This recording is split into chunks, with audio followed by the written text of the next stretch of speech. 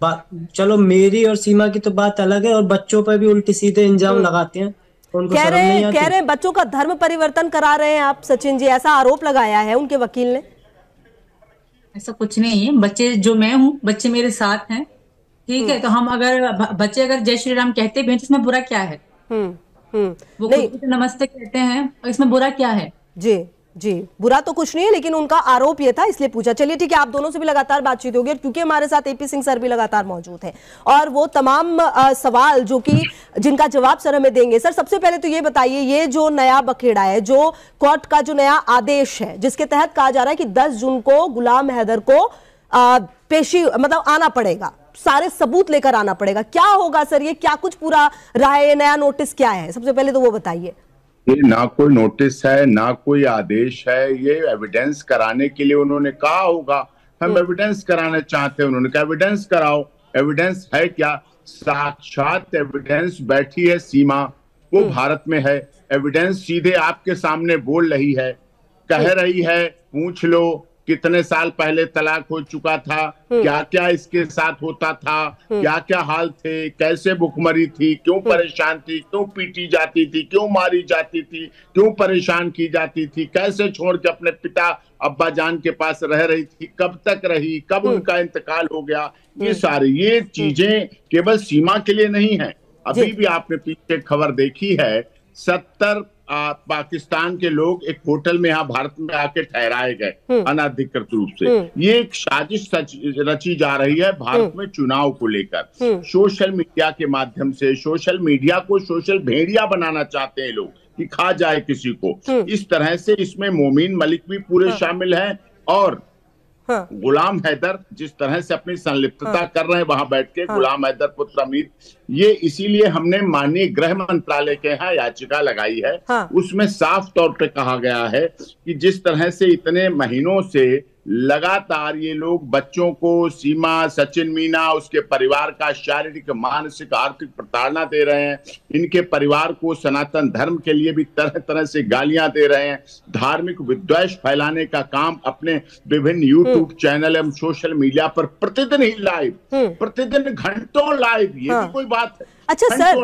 Sir एक बात बताइए, ये जो गुलाम हैदर कह रहे हैं कि सीमा जब आ रही थी भारत तो उनका जो पासपोर्ट था उस पर भी पति का नाम मेरा ही है, मतलब गुलाम हैदर है उनका, वो कहना है, वो दावा किया जा रहा है, और इसलिए वो ये कह रहे हैं कि कोई तलाक वलाक नहीं हुआ, मैं अभी भी उसका पति हूं, जो बच्चे हैं उन पर मेरा हक है। तो सर ये कहां तक सही? तो पूर्व पति बोला जा रहा है, तभी तो पूर्व पति बोला जा रहा है, नहीं पूर्व कैसे बोला जाता? पुराने थे तभी तो बोला जा रहा है। पूर्व पति उन कागजों पे था, पूर्व पति अरेस्ट हुई, और ये सब जो हुआ ये विद्वेष फैलाने का काम है, जानबूझकर बदनाम करने का। क्योंकि बच्चे श्री राम बोलते हैं, बच्चे हनुमान चालीसा, धर्म परिवर्तन का आरोप लगा रहे हैं गुलाम हैदर, और उनके वकील सर कह रहे हैं हमारे बच्चों का धर्म परिवर्तन किया जा रहा है।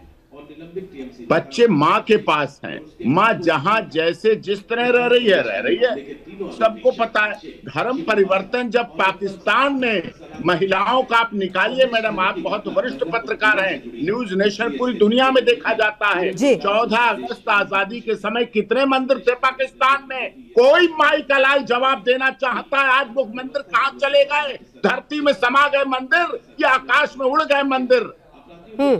14 अगस्त को आजादी के समय कितने हिंदू वहां थे जिन्होंने पाकिस्तान को अपना वतन माना, वहां रहना चाहा, वहां रहना जिंदगी चाहिए? कहां गए उनके मकान? कहां गए उनकी बेटियां? कहां गए वो संख्या?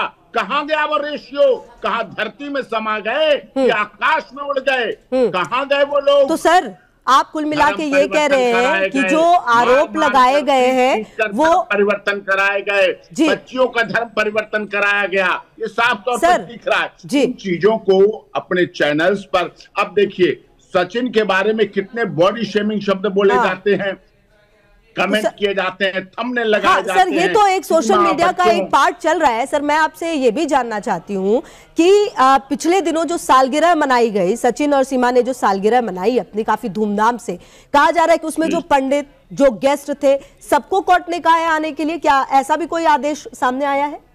नहीं, हमें कोई आदेश नहीं मिला। यहाँ हाँ शादी हुई है, अपनी सालगिरह मनाई है, सबके साथ मनाई है, सबके साथ मिलके मनाई है, यही तो बात है। तो सर आप ये कह रहे हैं कि कोई ऐसा नोटिस नहीं आया है सर? नहीं, कोई नोटिस नहीं आया। आपके चैनल पे आया वो अलग बात है, लेकिन हमारे पास नहीं सर, मैं तो पुख्ता कर रही हूँ, जो जानकारी सूत्रों के हवाले से जो बाकी खबरें आ रही है वो मैं आपसे पुख्ता कर रही हूँ, क्योंकि आपसे ज्यादा पुख्ता कोई कर नहीं सकता इस जानकारी को।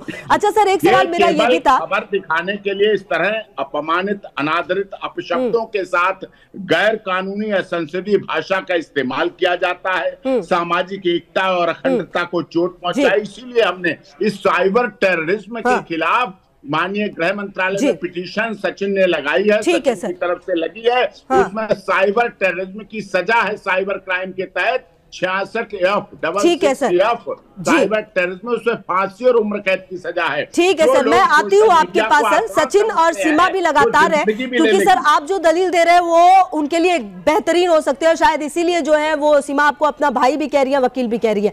सचिन, एक सवाल ये है, गुलाम हैदर के लिए कहा यह जा रहा है कि 10 जून को भारत आना हो सकता है, और उनके वकील तो ये भी कह रहे हैं क्योंकि कोर्ट ने कह दिया है तो आने में कोई दिक्कत नहीं होगी, वीजा में कोई दिक्कत नहीं होगी। पहली बात मैं ये बता दूं कि जैसे कि यहाँ पाकिस्तान से लोग आते थे पहले भी और आते रहे हैं, और कुछ ऐसे आतंकवादी के नाम से फिर भी, और दुश्मनी देश है एक हमारा वो।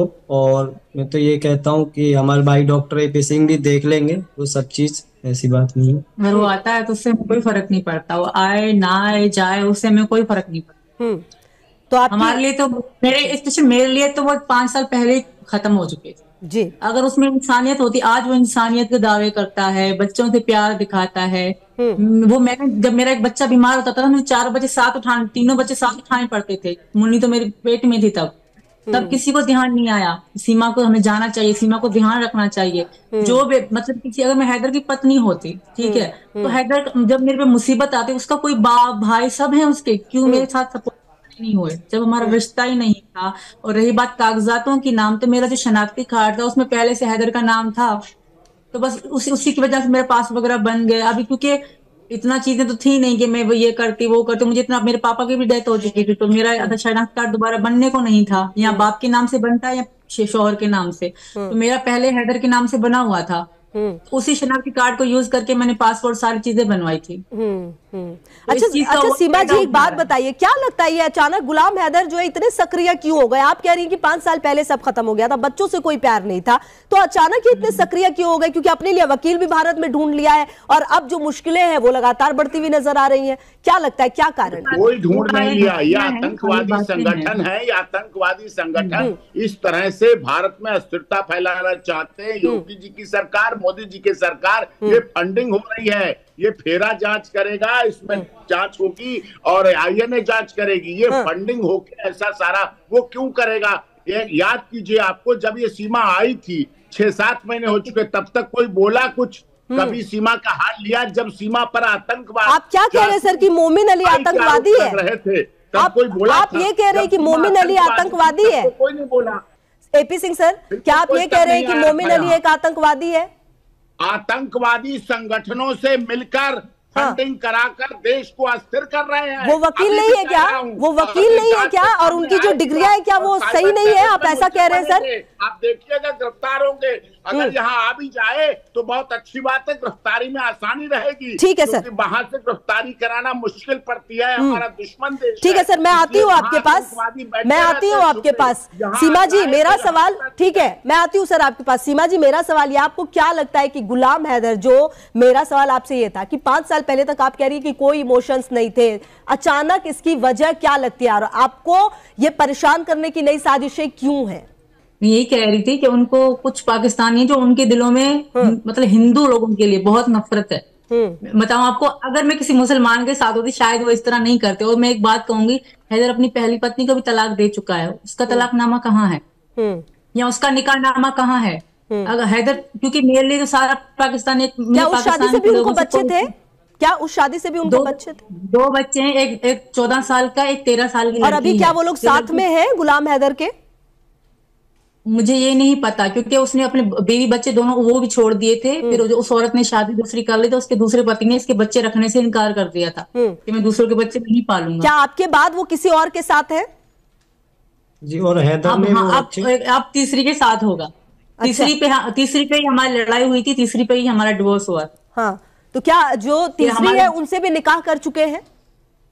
ये तो वो ही बता सकते हैं, अच्छा, क्योंकि आपको वो जब वो जानकारी मुझे नहीं। छोड़ के जा सचिन चुके जी, तो मैंने मन में यही सोच लिया था कि वो जी बस गए हमेशा के जी लिए। जी, सचिन जी देखिए, इस तरह की जो चीजें होती है, देखिए क्योंकि एपी सिंह सर तो लगातार आपका केस लड़ रहे हैं और लगातार हर चीज को मजबूती से पेश कर रहे हैं, लेकिन जिस तरह से अब गुलाम हैदर एक वकील के साथ आते हैं, तमाम आरोप प्रत्यारोप लग रहे, चाहे वो बच्चों के धर्मांतरण के हो या सीमा जी के बारे में हो या आप पर जिस तरह से सोशल मीडिया में तमाम चीजें चलती हैं, कैसा महसूस कर रहे हैं? क्योंकि कहीं ना कहीं आप दोनों ये कहते हैं कि आप दोनों प्यार में थे और उसके बाद ये डिसीजन लिया गया है।